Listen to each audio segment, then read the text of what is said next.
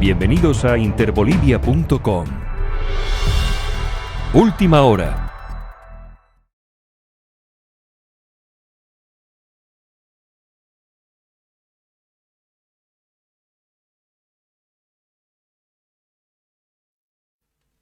Entonces decía que quienes no tienen los votos, pues toman mano de los factores de poder, y ahí el señor Camacho arreglando con su papá policía y fuerzas armadas, que es lo que desequilibra en una sociedad, el ordenamiento político y social. Y número dos, construyen realidades ficticias a través de la corporación mediática empresarial. Y esta artificialidad que ellos construyen lo que hace es crearnos a nosotros sensaciones que las podemos observar a través de lo que son los microclimas de percepciones políticas. Entonces, escuchamos todos los días, como mencionaba acá el hermano, a la red Unitel, por ejemplo, todos los días escuchar que en realidad en Bolivia lo que hubo fue fraude para desalojar a un narcogobierno. Y eso es todos los días. Todos los días. Y esto además que se refuerza con algún periódico o algún medio escrito. Y nos subimos al transporte público en la calle, encendemos la radio, que también son parte de la corporación mediática empresarial, y en la radio, como actúan de forma sintonizada y coordinada, en la radio es lo mismo. Entonces nosotros al final del día, por supuesto que empezamos a instalar ciertas dudas respecto de lo que está ocurriendo. Ese es un microclima de la realidad nacional, pero que no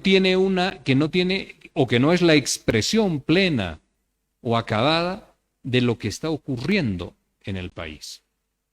Entonces, este es el poder de los medios que son parte de la corporación. Esta subjetivación política montada, estructurada, diseñada para generar estas sensaciones en nosotros, lo que busca es, primero, instalarnos esto que acabo de decir, sensaciones y percepciones, la duda, un enorme signo de interrogación respecto de lo que pudo haber pasado. Entonces, cuando miramos las encuestas, la población, porque esto tiene efecto, no es algo intrascendente, esto tiene efecto. Cuando miramos las encuestas, ahí tenemos la mitad del país, proporciones más, proporciones menos, la mitad del país que cree que hubo fraude y la otra mitad del país que cree que hubo golpe. Entonces hacen su trabajo, generando primero sensaciones, percepciones, y después buscan posicionar referencias que instalemos nosotros en nuestra mente, en nuestro pensamiento, en nuestras conversaciones, determinadas referencias. No hubo golpe de Estado. Se mataron entre ellos, querían volar la planta de Sencata. Fíjense ustedes que el informe del GIEI hoy en día nos dice que no existió nunca peligro de que puedan atentar contra la planta de Sencata, pero nos lo repitieron todo el tiempo. Y bajo el argumento de aquella monstruosidad de idea, pues se dedicaron a matar gente, a torturar, a secuestrar, a ejecutar sumariamente, con el solo argumento difundido a través de los medios y de las redes de que se quería atentar contra la planta de Sencata. Y ahí el tercer elemento al final, después de las sensaciones, de las referencias a instalar, lo que buscan es lograr convencimientos colectivos. Y este es el objetivo de las noticias fake, lograr convencimientos colectivos en la sociedad. Que asumamos que verdaderamente, por dejar un ejemplo, que verdaderamente en el país no hubo un golpe de Estado, sino que hubo una transición constitucional y pacífica. Y nos hablaban que habían pacificado el país. Si ustedes recuerdan, el país ya está pacificado, decía el ministro de Gobierno, el ministro de Defensa, el ministro de la Presidencia. ¿Cómo se pacifica un país cuando tienes más de 1,000 detenidos, 38 muertos, más de 800 personas heridas? 1.000 personas detenidas. Esto significa mucha gente, bolivianos, bolivianas en las cárceles, sin procesos.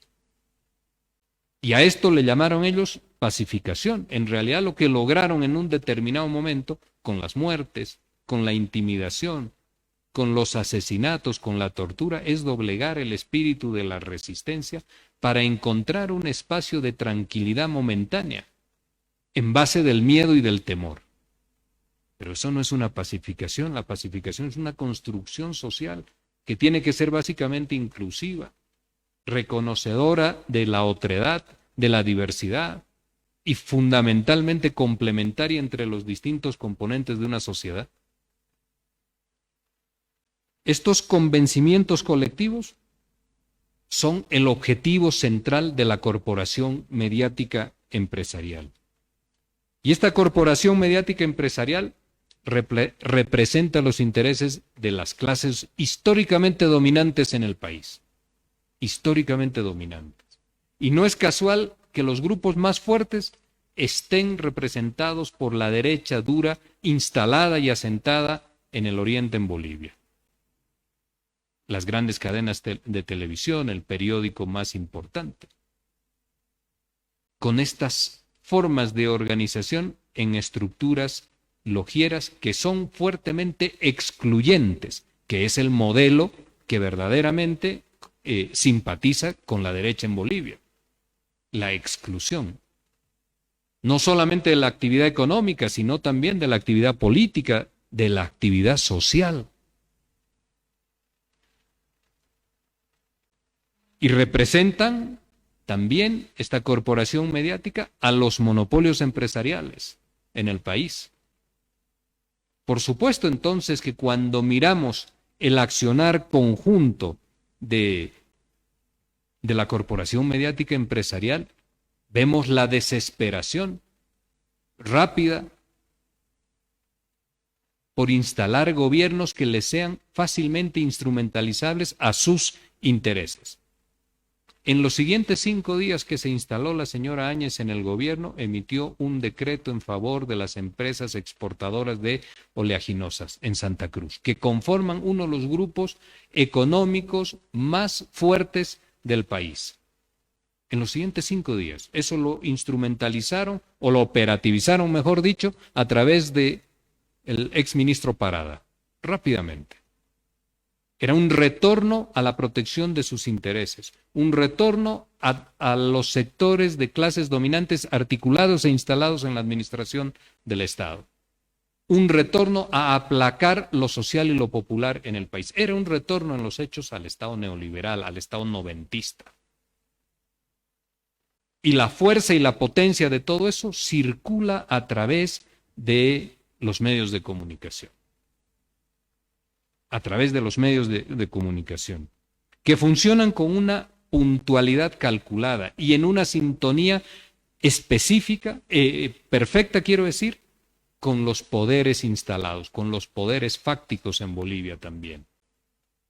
Nos modulan la agenda diaria de noticias, la agenda social, la agenda política. Ellos señalan si el proceso de vacunación va bien o si el proceso de vacunación tiene deficiencias. Ellos lo señalan. Ellos señalan cuáles son las preocupaciones sanitarias que pueden existir en el país, por señalar solamente algunos ejemplos. Ellos fueron los que instalaron en las movilizaciones de agosto del pasado año aquel perverso argumento de que se estaba bloqueando el oxígeno. Eso lo recuerdan todos ustedes, todos nosotros.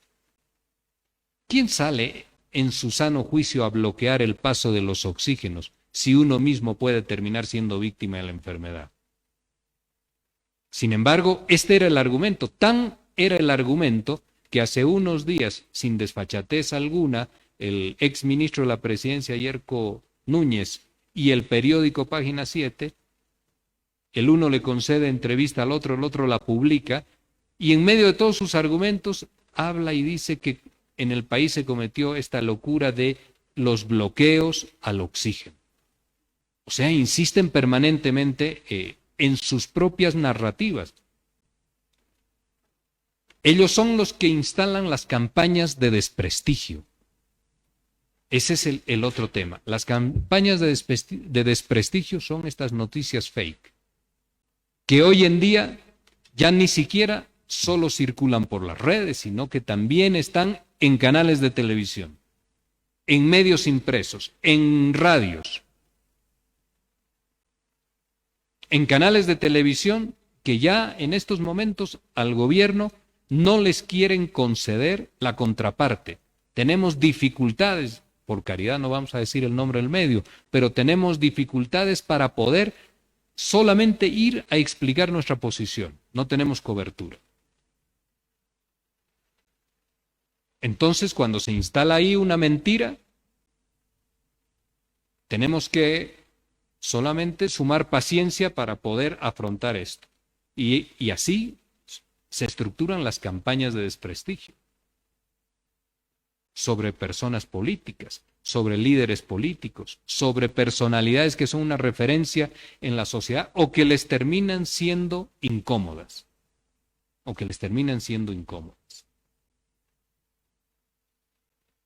Y finalmente son ellos los que van exacerbando los ánimos. Acá solamente una rápida reflexión, y con esto voy terminando, una rápida reflexión.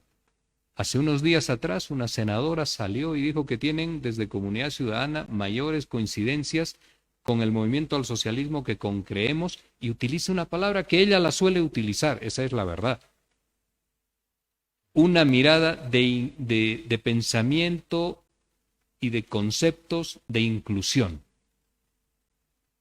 Y no ha podido sostener su discurso porque rápidamente le contesta el señor Camacho, habla y dice que no es posible, bajo las ideas de tolerancia y de centrismo, poder concebir una convivencia con el MAS.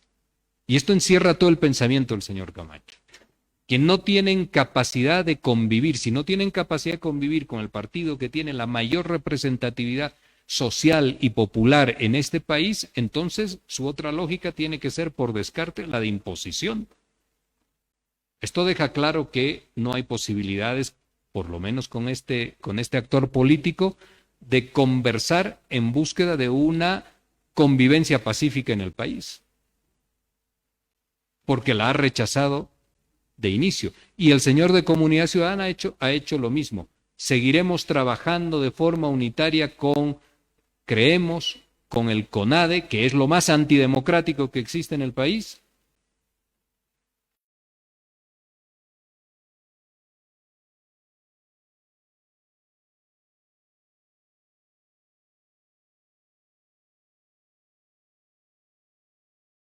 Esto circula por los medios de comunicación. En los editoriales, revisen ustedes en los editoriales del Deber, de Página 7, de Los Tiempos, de Correo del Sur, del País. Revisen ustedes cuántos editoriales le han dedicado a las ejecuciones sumarias y a la tortura. Ni uno solo, ni uno solo. Pero han deformado el golpe de Estado, han deformado como han querido el tema del supuesto fraude y un conjunto de otros elementos. El hecho es que esta corporación mediática empresarial no quiere una sociedad informada.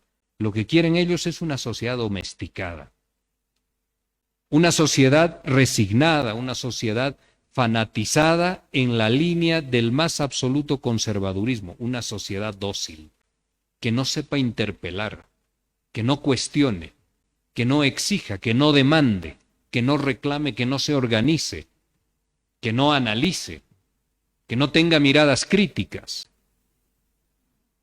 Entonces, frente a esta corporación, frente a esta lógica impuesta hoy en día como moneda cotidiana en el día a día de la construcción de noticias falsas y de estos linchamientos políticos que todos acá lo hemos vivido, lo que queda es contrapesar a través de recuperar aquello que le dio la victoria en octubre del año pasado, en agosto del año pasado primeramente, en recuperar, quiero decir, la calle, la movilización constante, No se puede volver a perder la calle. Fíjense ustedes la lección tan importante. En el momento en que el bloque popular en Bolivia pierde la calle, se produce un golpe de Estado, porque nos ganan ellos la calle. Entonces hay que estar movilizados de forma constante y permanente, sábados y domingos también. Hay que capacitarse, hay que reflexionar, hay que armar mesas de análisis político, de miradas sobre lo que está haciendo la oposición, los escenarios, los espacios territoriales, los actores políticos, los discursos. Comparar y contrastar lo que se dice, el eje discursivo, con lo que se hace, el eje conductual, para poder sacar conclusiones de hacia dónde está yendo la oposición, qué tan avanzados están en sus intereses de generar una nueva ruptura. Es importante reflexionar, hermanos, hermanas, sobre estos libros que estamos conociendo estos días. En ese sentido, no es un tema propagandístico, es un tema de necesidad de que ustedes también, la obra, la investigación, el trabajo y el esfuerzo que nos deja Marcelo a través de su libro el día de hoy, lo tengamos también que analizar, que leer, que considerar para tener un mayor nivel de conciencia, de reflexión e impedir de esa forma, entre otras maneras más, impedir que nos vuelva a ocurrir lo que sucedió el 2019. Muchas gracias por su tiempo.